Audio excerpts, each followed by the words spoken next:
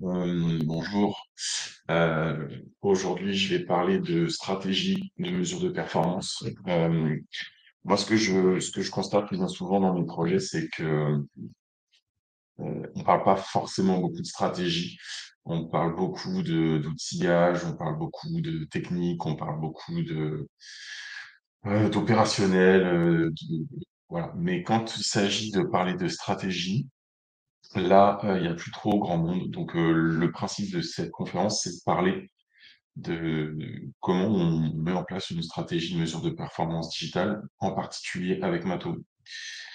Euh, bon, la table des matières, il y a 3 niveaux. Moi, je vais te parler rapidement de qui je suis, ce que je fais, du problème que je vois et de la méthode que j'ai mise en face pour contrer. Donc, je fais la web analyse spécifiquement depuis 2014, sur Matomo spécifiquement depuis 2020. Et j'ai coécrit avec Ronan Chardonneau le livre sur Matomo paru aux éditions ENI en avril 2023. Et je travaille voilà, avec essentiellement aussi avec Ronan Hello et Jean-Marc Courtial dans l'univers des prestations autour de Matomo. Alors, qu'est-ce que je vois comme problème?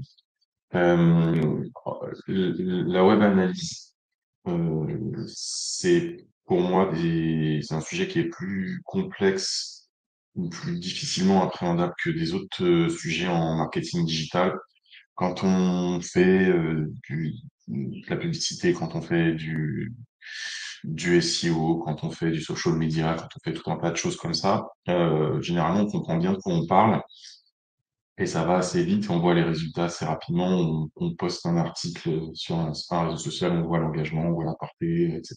Quand on fait de la publicité en search, on voit les annonces, quand on fait du référencement, donc ça prend peut-être un tout petit peu plus de temps. Il y a peut-être des notions un peu plus techniques, etc. Mais on voit assez vite où on va. Et je constate, moi, que voilà, en Web Analytics, ce qu'on parle, le concept chez mes clients, les modalités, c'est pas forcément très clair.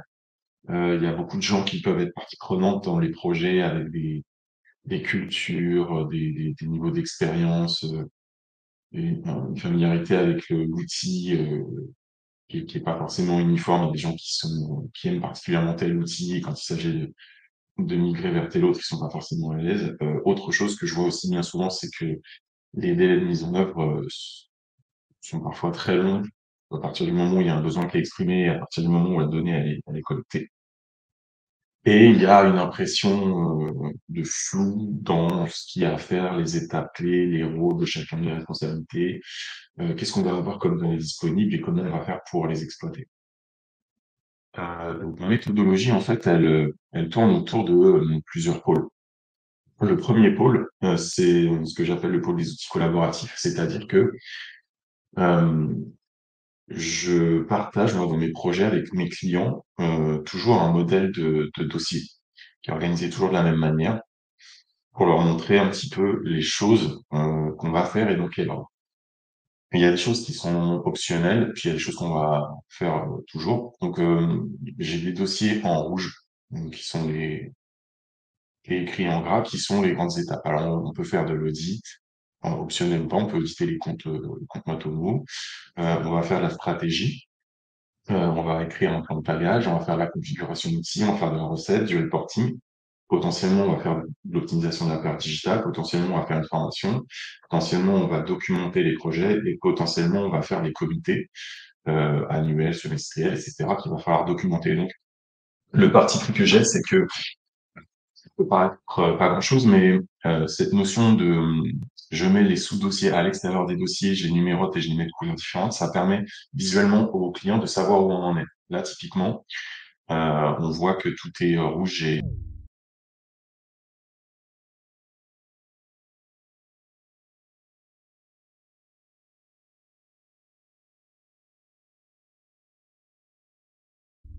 elle était en bleu clair, elle passe en vert, ça veut dire que l'étape est finalisée. Donc, visuellement, ça permet de voir tout ce qu'on doit faire, ce qu'on a fait, ce qu'on n'a pas fait. Et donc ça donne beaucoup de clarté dès le départ pour aller un petit peu compenser cette notion de mais, qu'est-ce qu'on va faire, je comprends pas. Ce qu'on doit faire pour arriver. mettons, à la partie reporting, parce que bien souvent, ce qu'on veut faire à partir de l'année, c'est en faire des reportings, soit des tableaux de bord de pilotage ou que ce soit des custom reports pour répondre à des questions précises. Donc une fois que ça c'est fait et que les gens ont vu ça, bah, je leur présente aussi une matrice de rôles et de responsabilités qui est organisée en plusieurs niveaux aussi. Donc c'est assez simple, hein. On leur dit, bah, dans le projet, moi je vais chercher à comprendre ce qui se passe, donc il va falloir compléter un certain nombre de documents, au premier rang desquels la matrice RACI, donc qui est celle qu'on est en train de regarder là tout de suite. Donc RACI pour Responsible, Accountable, Consulted et Informed, donc les gens qui sont responsables, ceux qui sont informés, ceux qui sont consultés et ceux qui sont en décision, qui vont venir valider les décisions. Donc là, on voit qu'on a, que moi, en l'occurrence sur Agence KPIS, les équipes business, les équipes techniques, généralement, c'est ce qu'on a comme public. Donc là, à nouveau, on met de la clarté sur bah, qui doit le faire, quelle tâche qui doit le faire, quel est le statut. Alors, j'ai pas mis toutes les colonnes, mais il y a aussi en face bien souvent la date de livraison, parce que toutes ces tâches sont rattachées à des livrables aussi. Euh, Donc la date prévue de livraison, la date réelle et un lien vers le document en question, puisque bah, je fonctionne généralement avec des outils collaboratifs. Euh, Ensuite, donc, la base pour moi du projet, la base des projets, c'est de dire on fait de la mesure de performance digitale, donc ça veut dire que d'une façon ou d'une autre, il va falloir définir des objectifs. Donc l'outil qui me sert à faire sortir en fait ces objectifs-là, c'est donc le framework de KPIs, donc document qu'on voit ici. Donc on a en première colonne l'objectif business, donc qui peut être par exemple le M4, la Increase Paid Campaign Performance. Donc là, le but, bah, c'est de monter la performance des campagnes. Le nom du KPI. Donc là, on va le nommer en clair et avec de façon très courte pour que ce soit compris par tout le monde. On va avoir une description. Donc la part du trafic qui vient des campagnes payantes. Euh, on va le mettre dans le tableau de bord, dans une section qu'on va appeler Awareness. Et on va dire à quel type d'audience ça s'adresse. Donc rien que ça, le fait d'avoir ça, de dire ça, c'est ce que j'appelle le spot, le single point of truth, c'est-à-dire l'endroit où, quand on parle d'indicateur, on va venir se référer. Ça aussi, ça met beaucoup de clarté sur toutes les équipes qui participent. Alors là aussi, pour chaque KPI, j'ai pas montré toutes les colonnes, mais il y a une colonne où on va définir le niveau de l'objectif. Par exemple, si on prend le nombre de visites, on va avoir un objectif mensuel qui va s'établir à X milliers de visites. Et ce truc-là, euh, il est extrêmement utile quand il s'agit de faire un tableau de bord, parce qu'on se dit pas, bah tiens, on va faire un tableau de bord, qu'est-ce qu'on met dedans? Parce qu'on met dans le tableau de bord, c'est ce qu'il y a dans le KPI framework. Et c'est par équipe. Donc, le digital manager, il a peut-être pas besoin des mêmes indicateurs que l'event manager, et c'est vraiment tout le monde est représenté et on essaie de faire en sorte qu'on n'oublie personne dans tout ça. Ensuite, on a nos KPIs, donc ça fait que pour certains, on va avoir besoin d'un plan de tagage. Et j'ai essayé beaucoup de choses pour préparer mes plans de tagage et je me suis dit, en fait, pour que les gens comprennent ce qui se passe, il faut leur montrer ce qui se passe dans l'outil. Donc j'ai reproduit ce qu'on voit dans le journal des visites de Motomo. Et donc on part de l'utilisateur, donc que ce soit l'identifiant cookie ou le user ID. Ensuite, on vient parler de la visite. Donc là, c'est pareil. Moi, comme ce que je disais au départ, c'est qu'il y a beaucoup de clients, même une visite, le concept n'est pas forcément très clair. Donc, je remets la définition de ce qu'est une visite pour Matomo.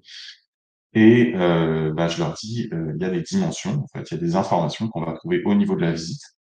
Donc, comme en natif, par exemple, la source de trafic, la localisation, le type de device. Et puis, on peut également inclure des informations supplémentaires custom au niveau de la visite. Donc, bah, en termes de custom dimension, par exemple, on va mettre l'environnement de travail. Et ça permet aussi vraiment de démystifier toute cette notion de scope de dimension. Parce que là, on voit bien qu'il y a des dimensions au niveau de la visite, Et ensuite, j'engage sur les dimensions au niveau de l'action. Donc, la page vue, donc les dimensions natives au niveau de la page vue, bah, on va avoir le titre de la page, par exemple. Et ensuite, on va dire, bah, en termes de dimensions custom, qu'est-ce qu'on peut avoir au niveau de la page vue. Et donc là, on va faire le détail de toutes les dimensions personnalisées qu'on va avoir envie de mettre au niveau de la page vue. Tout ce qui se passe au niveau des events, en natif, rien au niveau des events, parce que maintenant, je gère pas les events en natif. Mais en fait, ce que je fais, c'est que je fais remplir après aux gens en français dans le texte bah, toutes les actions qu'ils veulent suivre. Et ensuite, je le détaille par, par modèle de page.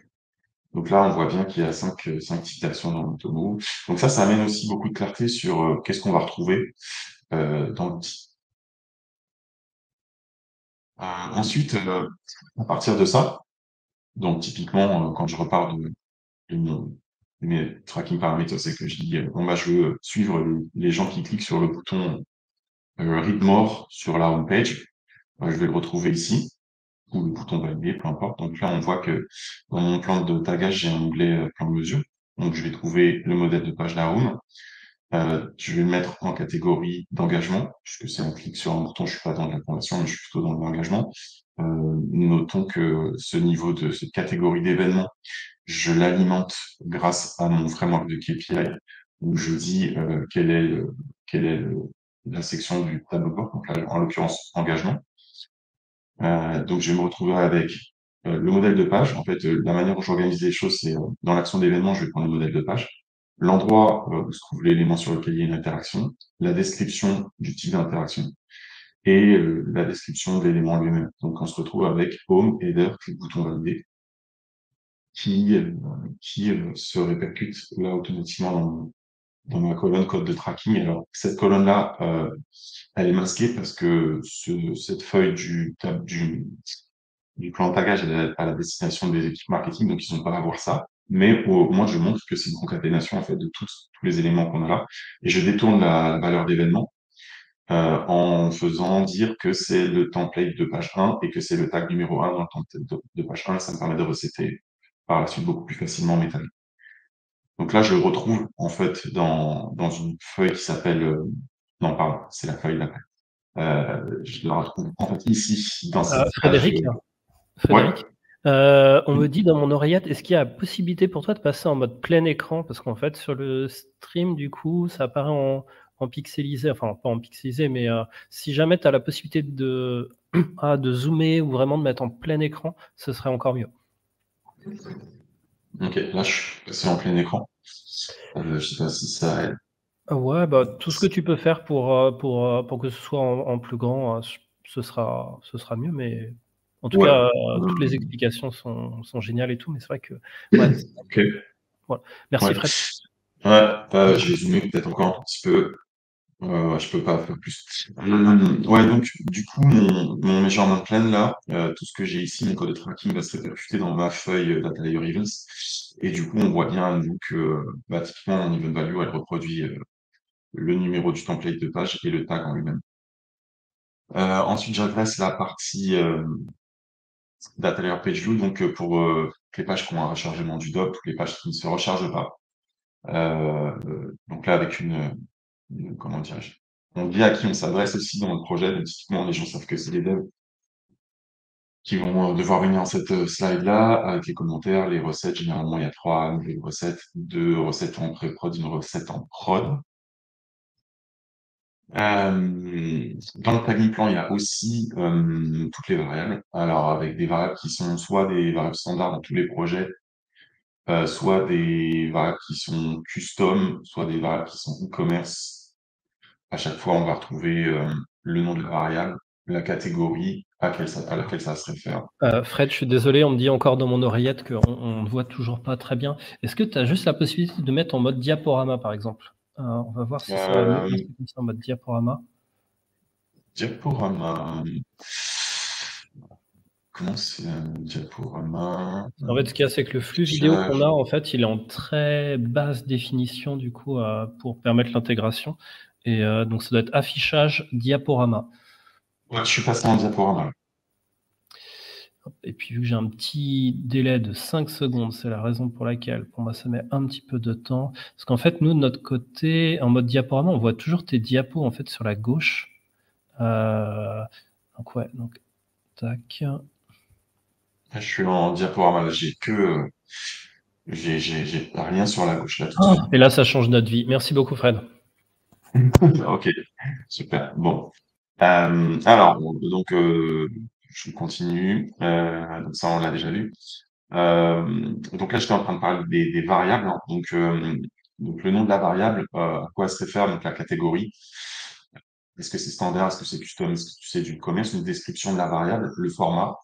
Quand il y a un CMS, on va dire la source, voilà, que ce soit un CMS ou pas, en fait, on va parler de la source, en fait, on va aller utiliser la variable, ça peut être un champ du CMS, mais ça peut être aussi une donnée qui provient d'une source de données externe. Donc, quand on parle avec les développeurs, à un moment, pour faire de l'efficience, on s'oblige à donner la source dont est tirée la variable dont on parle, le champ en particulier aussi, les valeurs attendues, le scope. Donc ça, c'est important aussi pour gagner du temps au moment où on va faire la configuration pas du tag manager, mais des dimensions, en fait.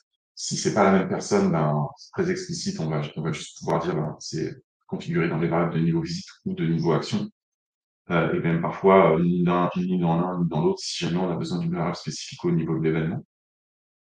On va discuter du fait de, bah, est-ce que la variable elle est dispo ou pas, puisque là, c'est un peu une liste au Père Noël, ce qu'on est en train de regarder. Et ensuite, par souci d'économie aussi dans certains projets, en termes de nombre de variables disponibles, on va décider est-ce que la variable elle est sélectionnée, en fait, est-ce qu'elle est retenue ou pas dans le projet. Une chose qu'on va faire aussi pour gagner du temps, gagner de l'efficience, donner de la clarté, c'est parler des fonctionnalités de Matomo. Et on va poser des questions. Typiquement, par exemple, souhaitez-vous suivre l'utilisateur sur différents domaines? Bah là, ça nous répond à la question, est-ce qu'il va falloir prévoir du cross-domain tracking, du sub-domain tracking? Est-ce qu'on veut un seul site ID pour suivre tout le monde? Est-ce qu'on a besoin d'un site ID global et de site ID séparés? Est-ce qu'on veut suivre les utilisateurs sur différents appareils? Bah, là, du coup, on va utiliser la feature de User ID. Est-ce qu'on veut suivre les impressions de contenu? Après, il y a tout ça, c'est du plugin ou pas plugin, natif ou pas natif, payant ou pas payant.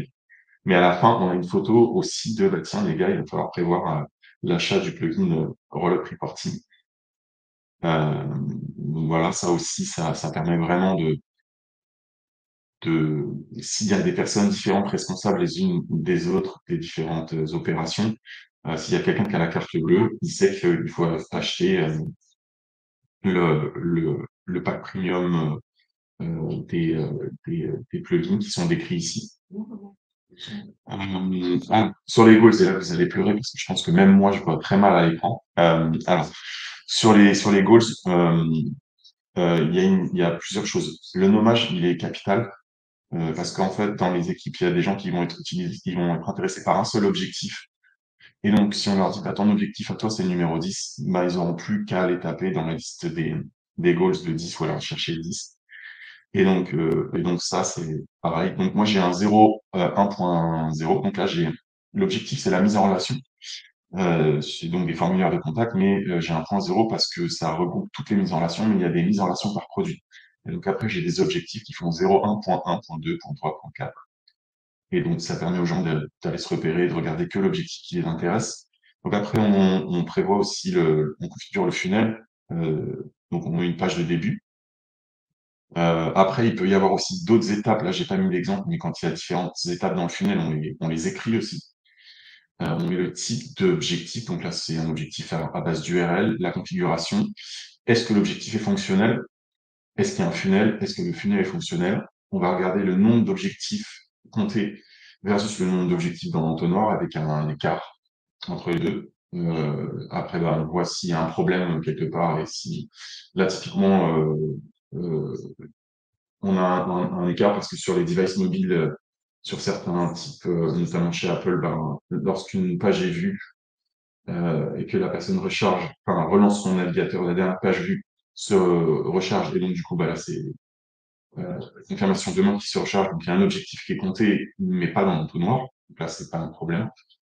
On a une trace de qui a vérifié que tout est fonctionnel et à quelle date.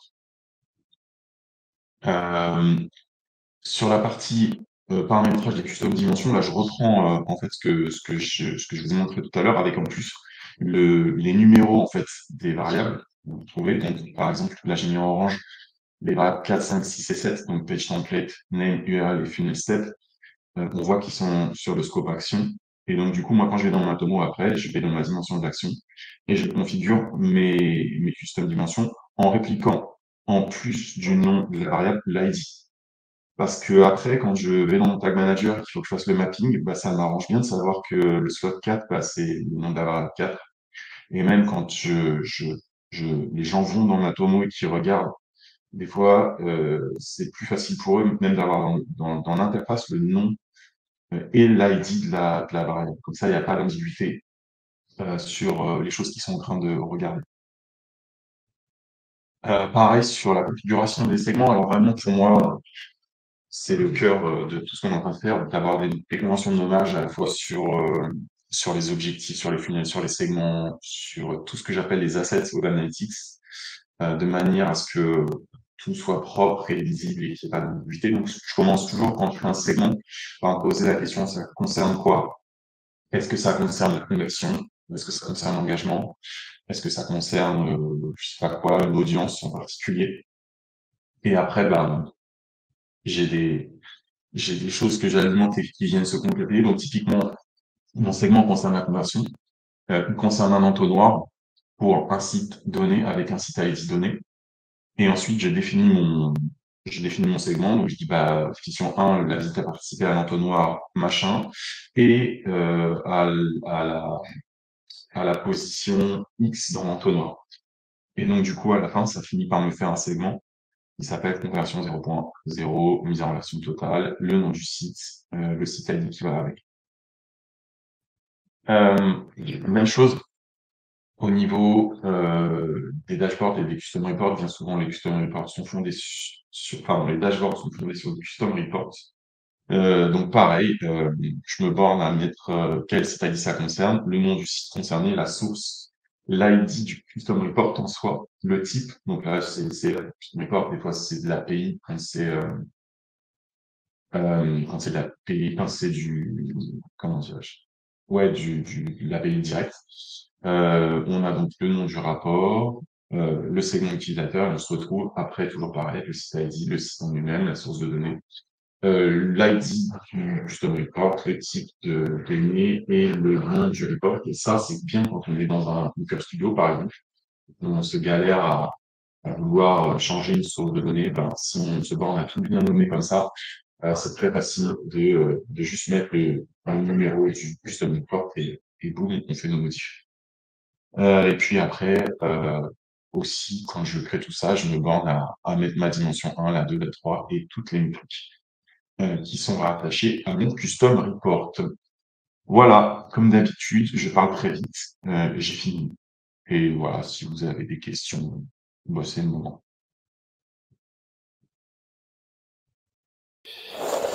Ok, super. Bah écoute, merci beaucoup Fred.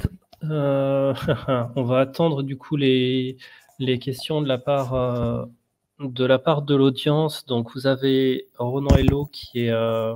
Oh bah peut-être Fred, tu peux peut-être activer ta caméra du coup dans le sens où on va essayer de.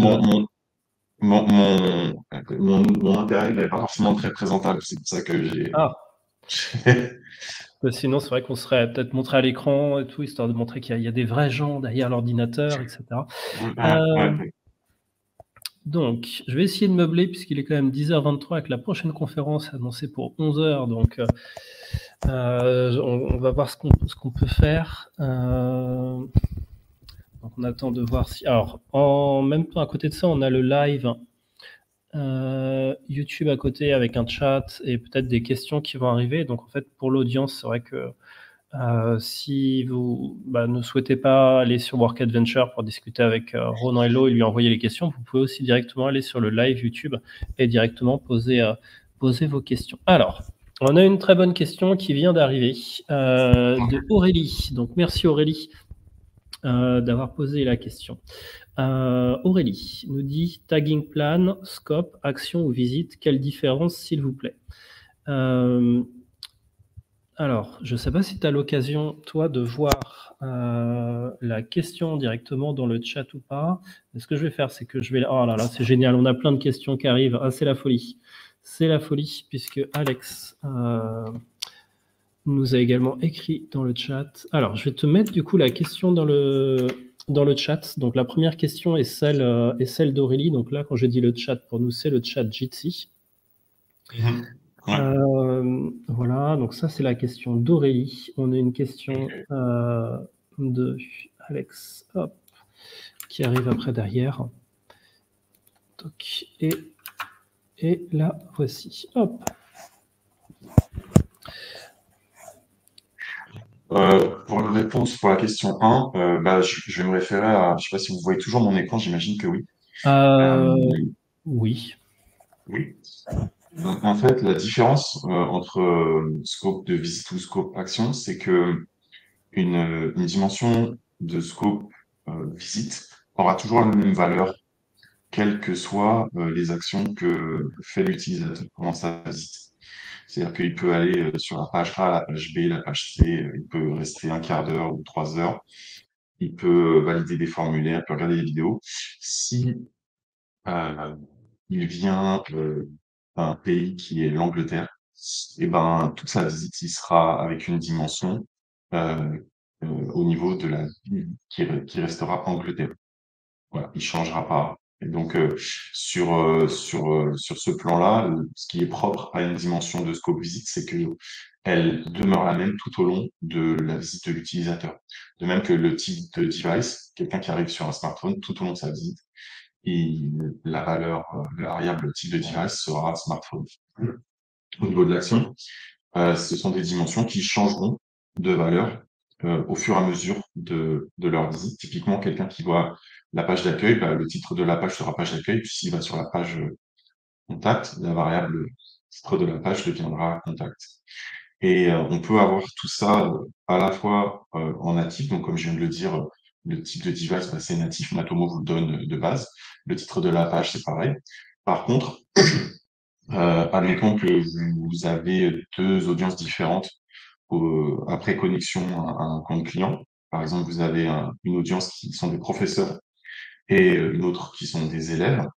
Eh bien, la personne qui est connectée en tant que professeur restera professeur tout au long de sa visite et la personne qui est étudiant ou élève restera élève tout au long de sa visite.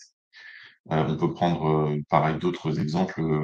Si on prend un site e-commerce, quelqu'un qui a une carte de fidélité Gold, qui est logué, et quelqu'un qui a une carte de fidélité Silver, et ben, chacun restera toujours avec la même valeur. Jusqu'au moment où peut-être que la personne qui a une carte de fidélité Silver passe en carte de fidélité Gold, et du coup, il aura à ce moment-là un changement au niveau de la dimension, au niveau de la visite. Après, ce qu'on peut donner comme exemple de dimension au niveau de l'action, j'ai donné le titre de la page, ça peut être une catégorisation des types de contenus, comme on le voit à l'écran. Donc là, j'ai top, level topic, topic, subtopic. On peut très bien imaginer qu'une page dont le titre est, je sais pas moi, évolution de l'épidémie de Covid. Alors un top topic qui est maladie, un topic qui s'appelle Covid et un subtopic qui s'appelle évolution. Voilà. C'est des choses qu'on peut prévoir dans le plan de tagage. C'était la question de, tu as dit. C'était la question d'Aurélie. Ok, voilà. Merci Aurélie pour la question.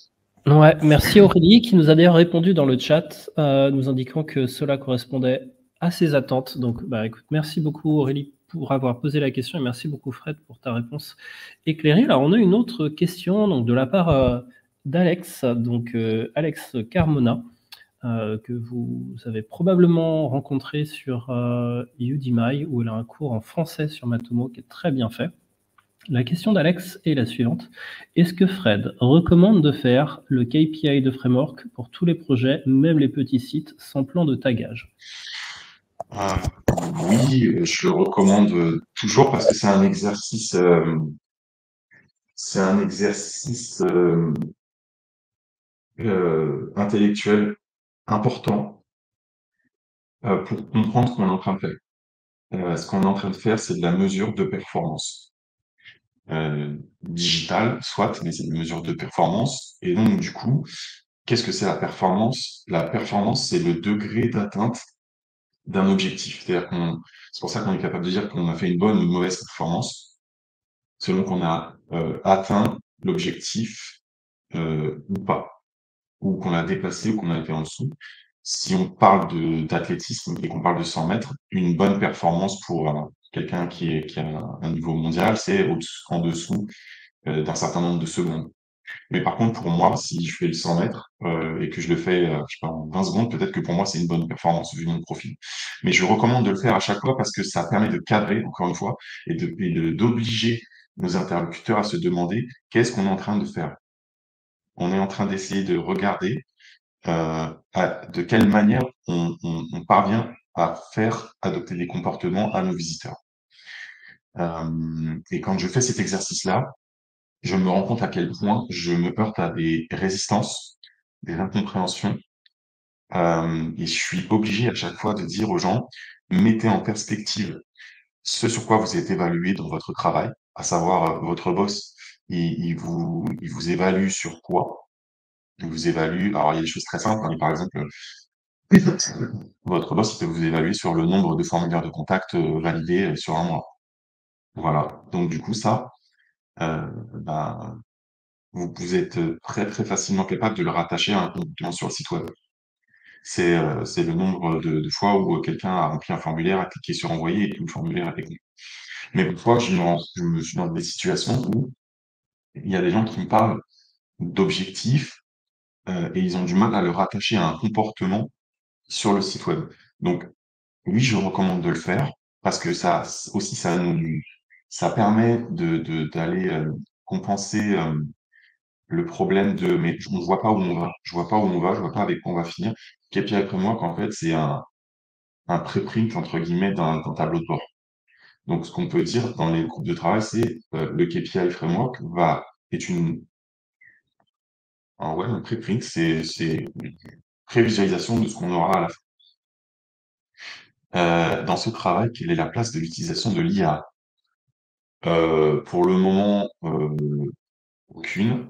Alors, du coup, oui, c'est vrai que cette question-là est venue de ma part. Alors déjà, je remercie du coup Alex pour la question qu'elle a posée et puis pareil pour la qualité de ta réponse.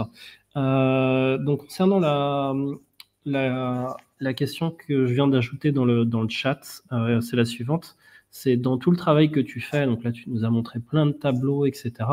Est-ce qu'il t'arrive du coup d'utiliser l'IA pour générer une partie d'entre eux? Est-ce qu'au contraire, les résultats que tu as trouvés étaient plutôt médiocres? Quels sont les tests que tu as pu effectuer toi, autour de l'IA par rapport à ça? Est-ce qu'on rejoint justement un petit peu ce que je présentais tout à l'heure en conférence, qui est, bah non, mais quand on a un senior au final, vu que l'information n'est pas encore disponible sur le web, ChatGPT l'a pas récupéré par exemple, donc au final, tout le travail qu'il fait, il n'est pas bon. Ou est-ce qu'au contraire, dans le lot, voilà, il y a certains process où tu dis, putain, mais avant, ça me mettait une demi-heure à faire et maintenant, je gagne un temps fou. Alors non, en fait, moi, j'en suis pas là. Comme je dis, ce que j'aime faire, c'est plutôt de la stratégie.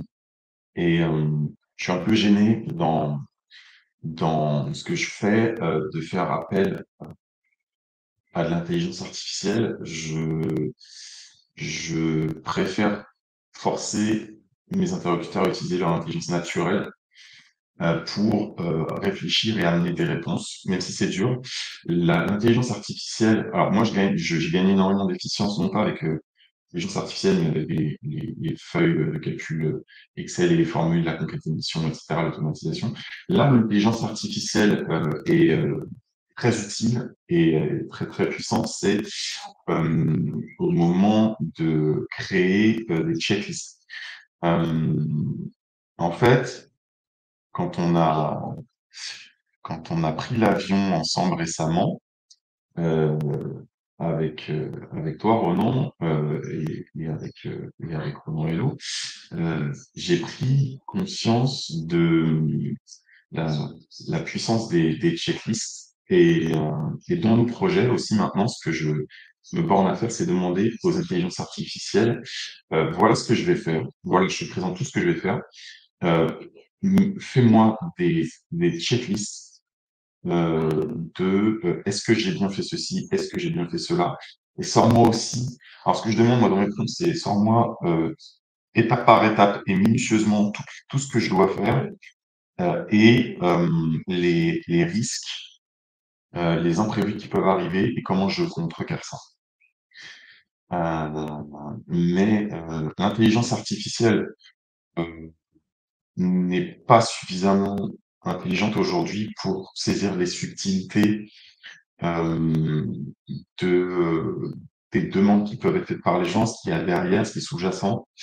Même dire, bon, bah, regarde cette page, l'intelligence artificielle et fais-moi un plan de tagage au bon format. C'est pas suffisant parce que, encore une fois, moi, je vais amener des questions qui sont issues de mon expérience et que l'intelligence artificielle n'aurait jamais posé aux clients. Par contre, je suis convaincu qu'en optimisation de perf, c'est-à-dire au moment d'aller explorer la donnée, voir des corrélations, etc., ça pourra être intéressant. Cependant, même pour l'instant, j'ai assez peu de clients qui sont suffisamment matures et structurés pour avoir une donnée qui soit propre, donc collectée proprement et exploitable, parce il faut une certaine cohérence, un certain formatage de données pour que l'intelligence artificielle soit capable de comprendre qu'on parle des mêmes choses et d'aller tirer des corrélations. Euh, voilà, pour ce que je fais au niveau stratégique, l'intelligence artificielle est pas quelque chose de révolutionnaire pour moi. Au niveau très opérationnel, ça fait gagner du temps, en effet, au niveau de l'institution des checklists. Et je pense que effectivement, à terme, sur la détection de certains écarts de performance pour aller chercher des IP de tests, euh, ça pourra être très très utile.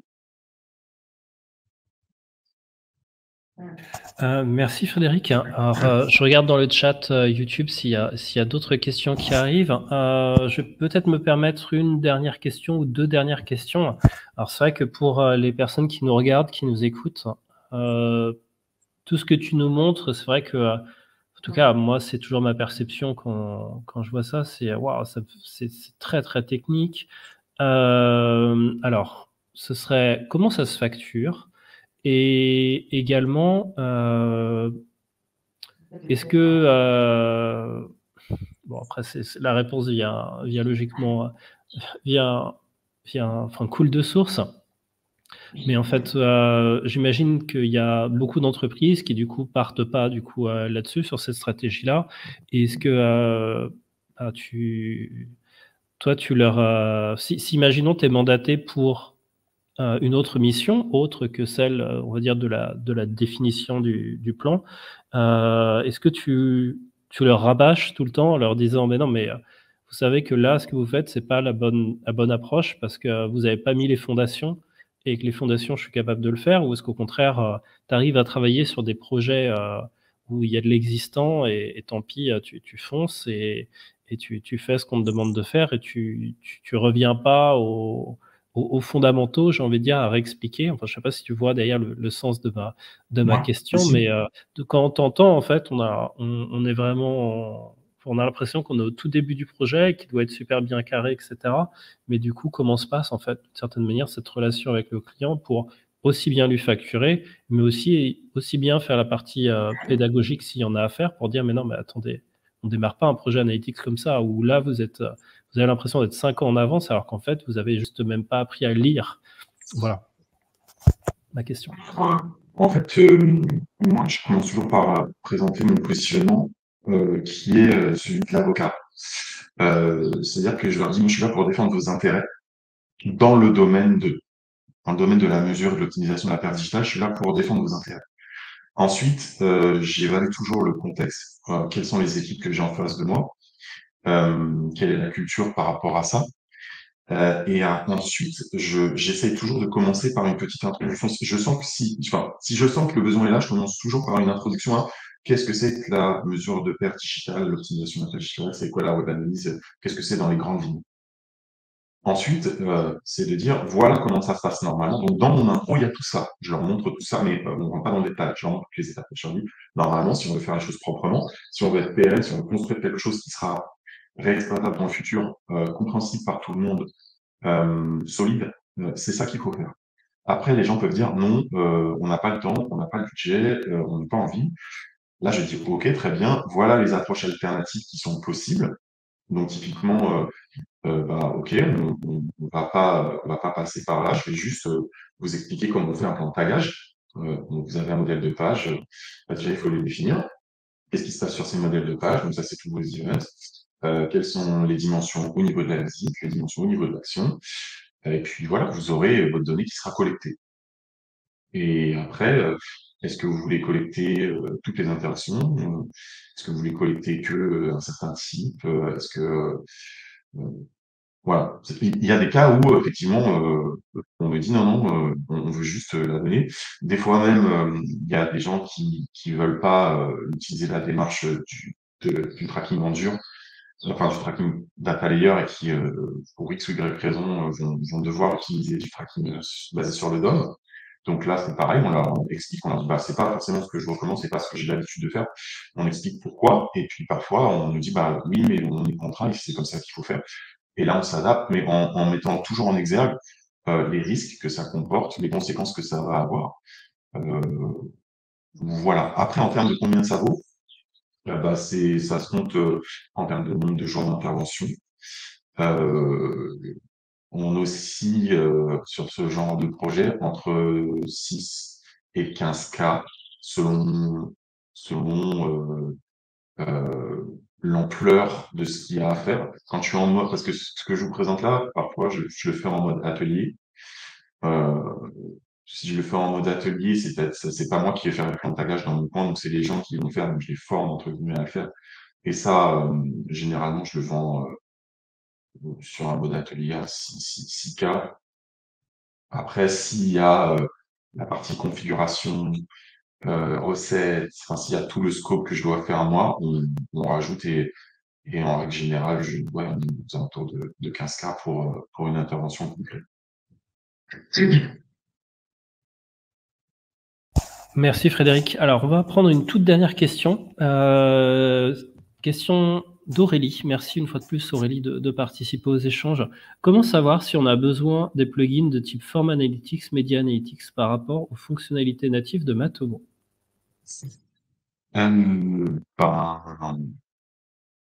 Alors, Form Analytics et Media Analytics, en fait, tout dépend de quel niveau d'information on a envie d'avoir sur le form. Alors, on peut traquer des validations de formulaires avec de l'event, avec des tags d'événements. Par contre, si on a envie de savoir, en fait, le plugin Form Analytics est plus pour moi un plugin qui parlait du X Analytics avec des métriques de taux de refill, de durée moyenne sur le champ, qu'on n'aura pas avec un tag d'événements simple. Donc, pour moi, c'est quel est le niveau de granularité que j'ai besoin d'avoir en ce qui concerne la validation des formulaires, qui va faire que je vais prendre le plugin de Form Analytics ou pas.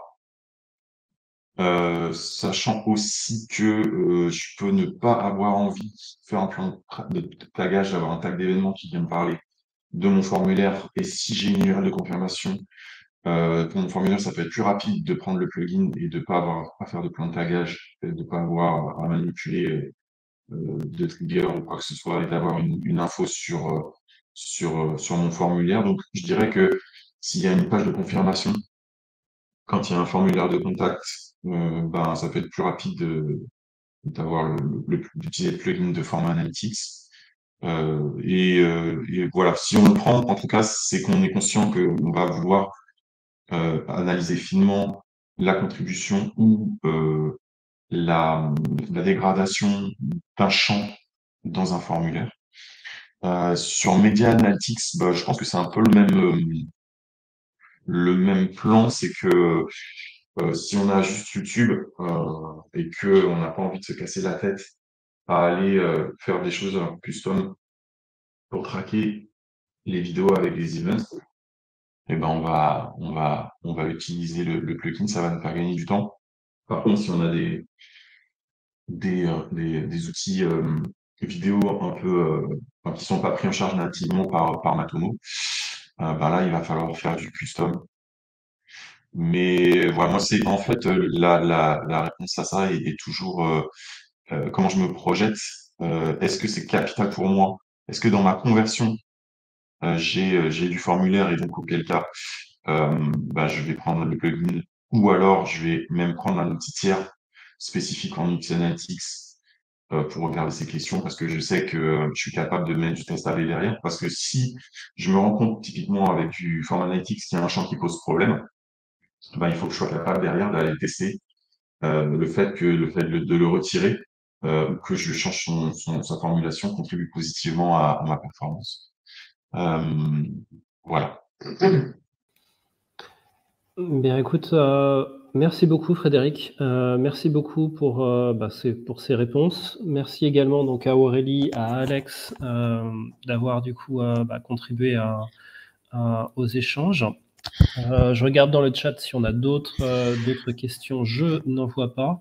Il est 10h45.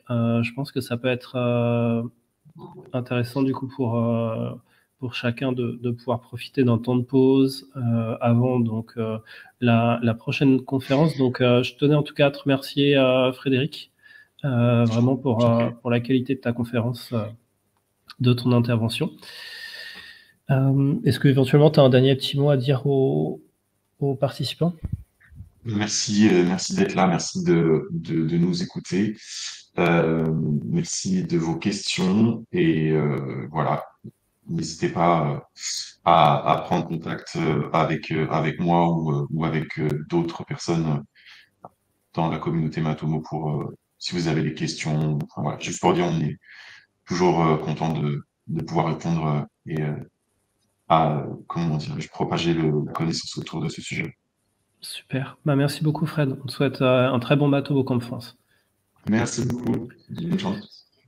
Alors, donc il est 10h47, on va reprendre du coup l'événement à 11h00 avec la conférence de Ronan Hello, donc celle qui normalement devrait s'afficher à l'écran, qui sera sur comment exploiter les standards pour rester efficace. Donc je ne sais même pas ce que c'est qu'un standard. Enfin, si je sais ce que c'est qu'un standard, mais en tout cas, dans le cadre de Matomo, je ne sais pas. Donc dès 11h, du coup, j'inviterai Ronan à venir nous rejoindre. D'ici là, profitez d'un bon thé, d'un bon café, et on se retrouve d'ici une bonne dizaine de minutes sur la même URL. Je laisse le stream tourner et je vous dis à 11h.